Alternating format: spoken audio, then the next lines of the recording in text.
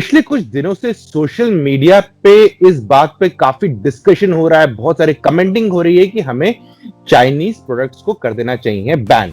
लेकिन जमीनी हकीकत क्या है?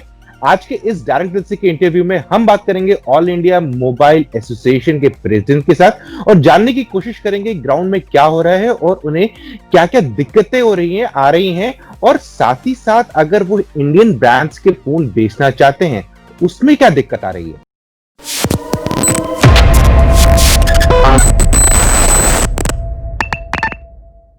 हाय फ्रेंड्स, मैं हूं संदीप और आप देख रहे हैं द मोबाइल इंडियन और वक्त हो चुका है एक नए एपिसोड के डायरेक्ट दिल से। और आज हमारे साथ है Arvind. Hi Arvind, welcome to the show.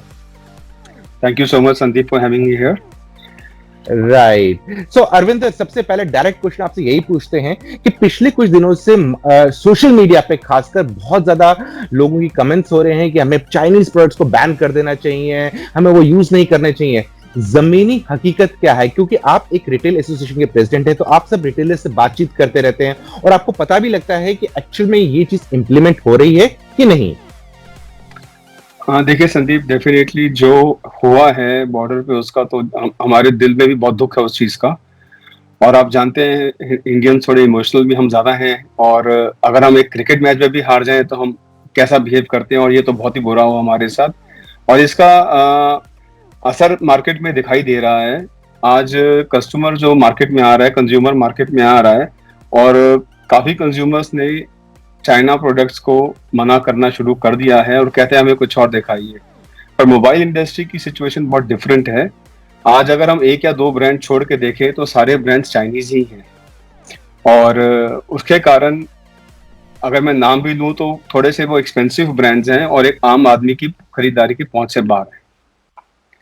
तो ये एक प्रॉब्लम आ रही है।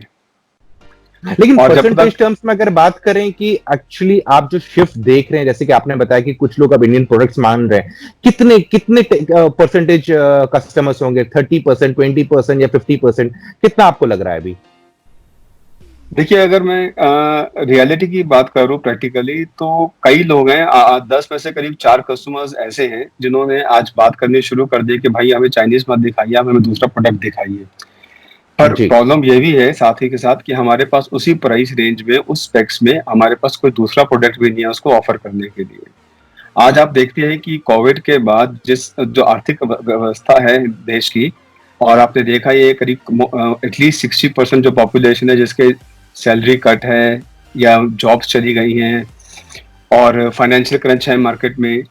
और साथ ही साथ सबसे बड़ी प्रॉब्लम एक और भी हो गई है हमारी इंडस्ट्री में कि जो पहले प्रीमियम फोन्स फाइनेंस होते थे और आजकल वो फाइनेंस नहीं हो रहे हैं।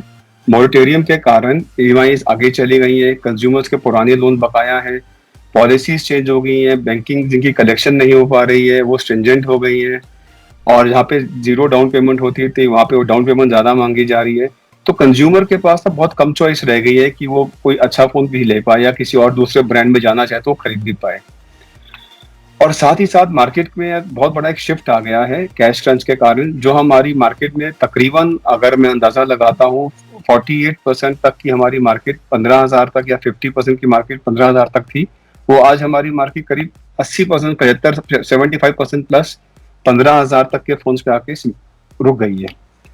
और उसके साथ सबसे बड़ी प्रॉब्लम यह है कि इस प्राइस रेंज के अंदर हमारे पास ब्रांड्स नहीं है। अगर आज कंज्यूमर इंडियन ब्रांड भी मांगता है तो इंडियन ब्रांड्स अभी हमारे पास नए मॉडल्स नहीं है, और जो स्पेक्स अवेलेबल हैं। राइट, लेकिन अरविंद, यहाँ पर सवाल उठता है, जैसे आपने बोला था कि ऑलमोस्ट 40% तक आप देख रहे हैं, 10 में से 4 हो गए, 40% के करीब लोग इंडियन प्रोडक्ट्स मांग रहे हैं। लेकिन इंडियन प्रोडक्ट्स की जब बात कर रहे हैं, क्या सच में आपके पास कोई इंडियन ब्रांड्स के प्रोडक्ट्स हैं जो आप उनको दे सकते हैं? और खासकर जैसे आप बता रहे थे कि जो मैक्सिमम बिकवाली वाला सेगमेंट है वो है अंडर 15,000, उसमें कुछ है इस टाइम पे मार्केट में? नहीं, देखिए, इंडियन ब्रांड्स नहीं मांग रहे हैं, वो चाइनीज ब्रांड्स के अलावा ऑप्शन मांग रहे हैं। राइट, तो उसमें ले दे के बन जाता है सैमसंग, एसूस हो जाता है, नोकिया हो जाता है। नोकिया है, एप्पल है जी, एप्पल और आईफोन है। हाँ जी, तो वो फोन थोड़े से अभी सैमसंग ने भी एग्रेसिव कुछ मॉडल्स लॉन्च किया जिनकी सेल अच्छी आ रही है। पर ऐसा नहीं है कि चाइनीज ब्रांड्स की सेल में कुछ ज्यादा फर्क आया है। हाँ, फर्क थोड़ा सा कंज्यूमर के बिहेवियर में आना शुरू हुआ है। अभी सेल में फर्क इसलिए भी नहीं आया है कि जो मटेरियल अवेलेबल है वो अभी काफी कम आ रहा है मार्केट में, और जितना आ रहा है जी। और उसकी डिमांड मार्केट में वैसे ही एक पेंट अप डिमांड थी, बिकॉज कोविड के लॉकडाउन के बाद बहुत सी चीजें बदल गई हैं। आज वर्क फ्रॉम होम, आज काफी दुनिया वर्क फ्रॉम होम अभी भी कंटिन्यू है, और हमारी एजुकेशन है स्कूलिंग ऑनलाइन हो चुकी है। तो काफी पेरेंट्स के ऊपर वो भी प्रेशर आ गया कि अपने बच्चों को इकोनॉमिकल एक फोन लेके दे सके जिससे उनकी स्कूलिंग डिस्टर्ब ना हो, और पेरेंट्स भी अपने उसी फोन पे काम कर सके, उनका वर्क इफेक्ट ना हो। तो उसके कारण उनको उसकी चीज की टैबलेट्स की भी डिमांड आ गई है, पर प्रोडक्ट नहीं है। हाँ, कंज्यूमर कहता जरूर है, 10 में से 3 बंदे, चार कस्टमर जरूर बात जरूर करते हैं कि भाई चाइना के अलावा कोई और ऑप्शन है। और मेरे ख्याल से ऑप्शन ना होने के कारण उसको आज वो ले भी रहा है, क्योंकि प्रोडक्ट्स अगर ले दे के है तो सारे चाइनीज के ब्रांड्स के ही अवेलेबल है। राइट। तो जो बात करें प्रोडक्ट्स की सप्लाई की, क्योंकि बहुत सारे ब्रांड्स ये कह रहे हैं कि हमें सप्लाई इश्यूज आ रहे हैं, क्रंचेस आ रहे हैं, और आप भी देख रहे होंगे कि सप्लाई का इशू आ रहा है। तो जो चाइनीज ब्रांडेड स्मार्टफोन्स हैं और नॉन चाइनीज, दोनों में आपको सेम दिख रहा है सप्लाई इश्यूज, या नॉन चाइनीज ब्रांड्स में ज्यादा लग रहा है? नहीं, सप्लाई इशू सब में ही है इस टाइम। आप देखेंगे पहले जब कोविड चाइना में आया तो वुहान और बाकी सिटीज लॉकडाउन में थी। जनवरी से मार्च तक चाइना में भी लॉकडाउन था, और जब तक वहां पे बहुत चीजें नॉर्मल होनी शुरू हुई तो हिंदुस्तान में लॉकडाउन हो गया। तो सप्लाई चेन्स, प्रोडक्शन, सब कुछ, लॉजिस्टिक्स, सब कुछ इफेक्ट हुआ है, और उसके कारण मटेरियल शॉर्टेज में भी है। और ऑलमोस्ट 45 डेज के लॉकडाउन के बाद एक मार्केट में अच्छा खासा वैक्यूम था, खाली था, और काफी चीजें बदल गई, लोगों की नेसेसिटी बदल गई। क्योंकि जैसे ही उन लोगों को लगा कि ये कोविड जो है अभी जब तक वैक्सीन नहीं आती है, और जो आज की डेट में लगता है कि ये 6 महीने 1 साल तक कई कंपनीज कह रही है कि आप बच्चे घर से ही पढ़ेंगे, या कई कंट्रीज में आपने देखा है कि बच्चे स्कूलिंग 1 1 साल तक बंद हो गई है।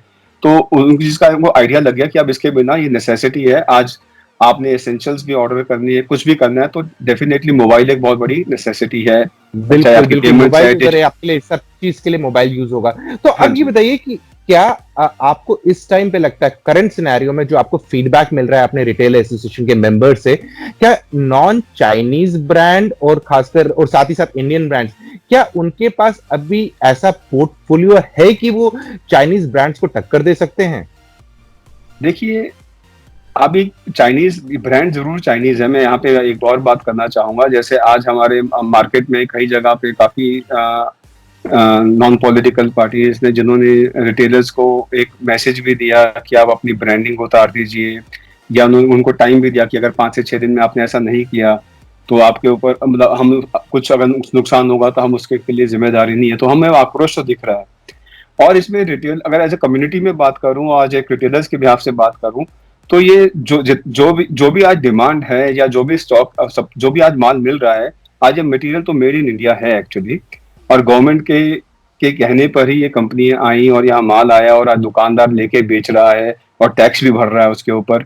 और कंज्यूमर जी। की डिमांड है, तभी ये इन प्रोडक्ट्स की डिमांड है।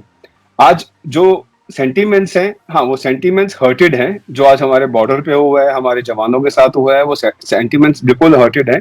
और आज यहाँ से मैं जरूर सोचता हूँ कि अगर हमें कोई आज मुहिम भी चलानी चाहिए तो डेफिनेटली हमें करना चाहिए, और वो मुहिम डेफिनेटली डेवलप इंडिया की तरफ जानी चाहिए, जहाँ पे हमें इंडियन ब्रांड्स को सपोर्ट करना चाहिए। जैसे आज बाकी कंट्रीज में अपने डोमेस्टिक ब्रांड को, लोकल ब्रांड को गवर्नमेंट सपोर्ट करती है, तो यहाँ इंडियन ब्रांड्स हैं, उसको सरकार को कुछ स्पेशल को सब्सिडी या कुछ सपोर्ट करना चाहिए। अच्छा प्रोडक्ट आएगा तो हम भी बेचेंगे, और डेफिनेटली ये सबसे ज्यादा तो हमारा, हम लोग तो ट्रेडर हैं, और इंडिया एक रिटेल डेंसिटी कंट्री है, आप जानते हैं।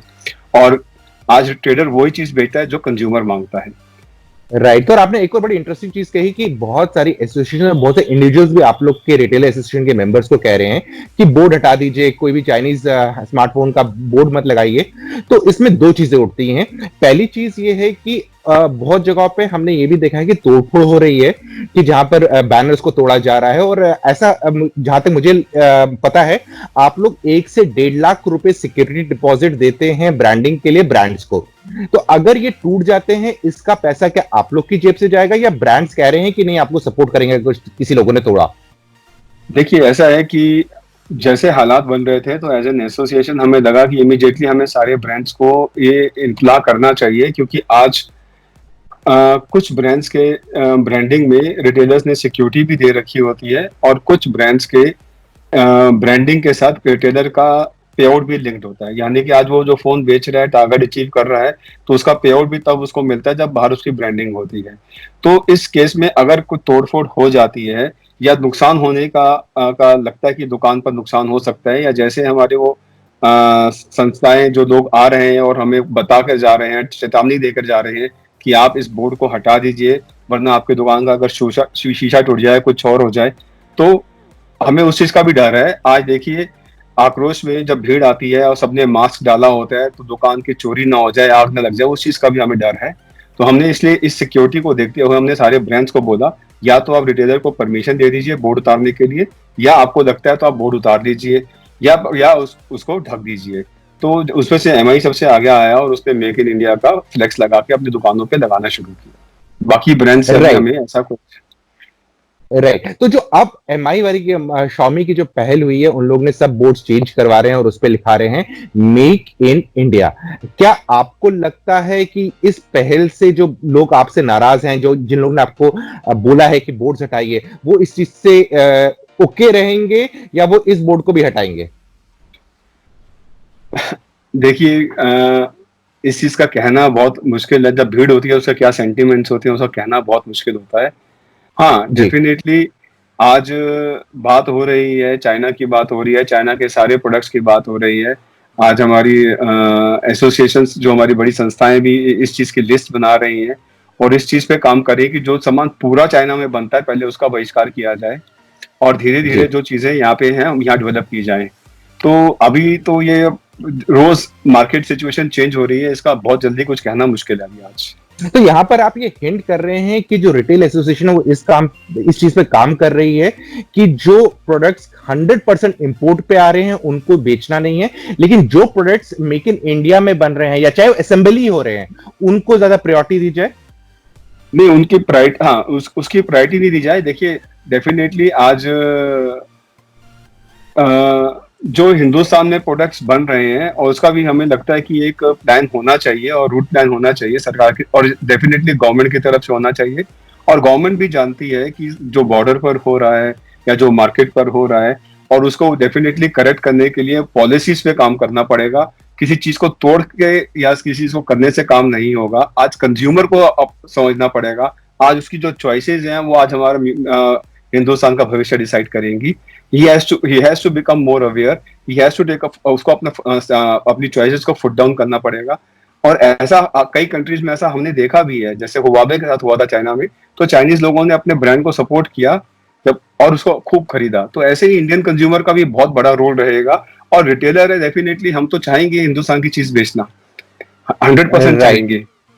राइट। आपको इस टाइम पे इंडिया के 3 प्रमुख ब्रांड जो इंडियन ब्रांड्स हैं, माइक्रोमैक्स, लावा और कार्बन, इनसे कोई इंटीमेशन आई है कि कोई नया प्रोडक्ट आप लोग के पास हमारा आने वाला है या अभी तक कुछ नहीं? देखिए, ऐसी ऑफिशियल इंटीमेशन तो हमने सिर्फ 2 दिन पहले मीडिया में पढ़ा था कि माइक्रोमैक्स 1 या 2 मॉडल लॉन्च करेगा। पर अभी जी, आप अगर हमारी ये स्टोरी की कहना बात कर रहे हैं। जी, पर अभी हमारा उससे बड़ा चैलेंज है कि क्या वो ऑफलाइन आएगा या क्या वो ऑनलाइन जाएगा, क्या वो कंज्यूमर जी, तक पहुंचेगा नहीं पहुंचेगा, और क्या वो प्राइस को compete कर पाएगा, क्या वो कंज्यूमर का दिल वापस जीत पाएगा। तो अभी तो बहुत जी। मतलब हमें उस चीज को एक्सपीरियंस करना है।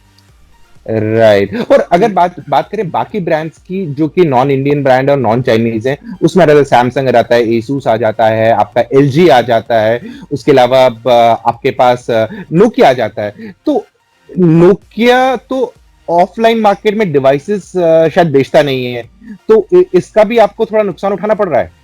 देखिए, जो नोकिया ने अपने आप को ऑफलाइन से वापस वाइंड अप कर लिया है और सिर्फ ऑनलाइन पे बेचा, तो उसका नुकसान तो है ही है। आज अगर नोकिया ऑफलाइन पे है होता और शॉप्स पर अवेलेबल होता, और आज कस्टमर मांग भी रहा है, 10 में से 3 से 4 कस्टमर मांग भी रहे हैं, तो हमारे पास भी एक प्रोडक्ट होता उसको देने के लिए, और कस्टमर के पास भी चॉइस होती है प्रोडक्ट को देख के लेने के लिए। तो वो अपॉर्चुनिटी मिस हो रही है। राइट। अच्छा, आप ये बताइए कि आपके एसोसिएशन में इतने सारे लोग हैं इस कोविड के टाइम पे, और ये जो आजकल टेंशन का माहौल चल रहा है, इस चक्कर में आप लोग के मेजर प्रॉब्लम्स क्या फेस कर रहे हैं? देखिए, प्रॉब्लम्स तो इकोनॉमिकली सारी सेक्टर्स में है। हमारा सेक्टर जो सा ट्रेडिंग है, वो ट्रेडिंग बहुत एक छोटे मार्जिन पे चलती है इंडस्ट्री है, और मोबाइल तो बहुत ही वॉलेटाइल इंडस्ट्री है। पिछले 2 महीने के लॉकडाउन में रिटेलर्स की कमर तोड़ दी है, और उसके बाद जो मार्केट के डायनामिक्स चेंज हो गए हैं। आज मार्केट में कस्टमर भी कम है और स्टॉक्स की सप्लाईज भी इरेटिक है, हिंदुस्तान में प्रोडक्शन हो नहीं पा रही, ब्रांड्स को बाहर से इंपोर्ट करना पड़ रहा है, इंपोर्ट करने के कारण हैंडसेट्स महंगे हो रहे हैं, एक बार दो बार हैंडसेट्स के प्राइसेस रिवाइज हो चुके हैं, मार्केट कैश एंड कैरी हो चुकी है। आज डिस्ट्रीब्यूटर को भी लगता है कि मैं उधार दूं, कितना रिस्क है, मार्जिन और इसके उसके और रिटेलर ने पिछले 3 महीने में सैलरीज भी भरी है, रेंट भी भरा है और खर्चे भी किए हैं। तो प्रॉब्लम तो रिटेलर के लिए बहुत हो चुकी है और उसका सर्वाइवल जो है बहुत मुश्किल है। और सबसे बड़ी जो प्रॉब्लम है आज जो स्टॉक आता है उसका प्राइस डिस्पैरिटी भी है। आज कुछ ब्रांड्स के प्रोडक्ट्स हैं जो ऑनलाइन पे सस्ते बेचे जाते हैं और ऑफलाइन के कस्टमर को महंगे बेचे जाते हैं। तो सबसे बड़ी प्रॉब्लम दिक्कत वो है। और अगर ऐसा ही चलता रहा तो हमें सबसे बड़ी जो हमें लगता है कि अगर ऐसा ही चलता रहा तो कम से कम 30 से 40 हजार दुकानें बंद हो जाएंगी, वो नहीं बच पाएंगी, क्योंकि सरकार की तरफ से भी हमारी इंडस्ट्री को कोई रिलीफ नहीं मिली है। Right. So Arvinder, thanks for your time. आपसे बात करके बहुत सारी चीजों का खुलासा भी हुआ और कुछ कुछ चीजें जानने को मिली। Okay sir, thank you for having me. So friends, इसके साथ हमारा ये वाला इंटरेक्शन तो समाप्त हो गया। और अरविंदर के कहने के मुताबिक एक चीज तो क्लियरली आई है कि जो कंज्यूमर्स मार्केट में प्रोडक्ट्स लेने जाते हैं, कहीं ना कहीं वो नॉन चाइनीज ब्रांड्स के बारे में पूछते जरूर हैं, लेकिन सप्लाई इश्यूज और लैक ऑफ ऑप्शंस एक पर्टिकुलर सेगमेंट में उनको वापस मजबूर कर देता है चाइनीज प्रोडक्ट्स की तरफ। और कहने अब ये भी गलत होगा कि वो पूरे चाइनीज प्रोडक्ट्स हैं, क्योंकि बहुत सारी कंपनियां उनमें से भारत में लिस्टेड हैं और भारत में टैक्सेस भी दिए जा रहे हैं, लेकिन फिर भी लोगों को ऑप्शंस चाहिए हैं, तो बाकी ब्रांड्स को करनी पड़ेगी अपनी कमर टाइट और लाने पड़ेंगे नए नए प्रोडक्ट्स। तो फ्रेंड्स, जल्दी मिलते हैं एक और नए वीडियो में। तब तक के लिए आप अपना ख्याल रखिएगा।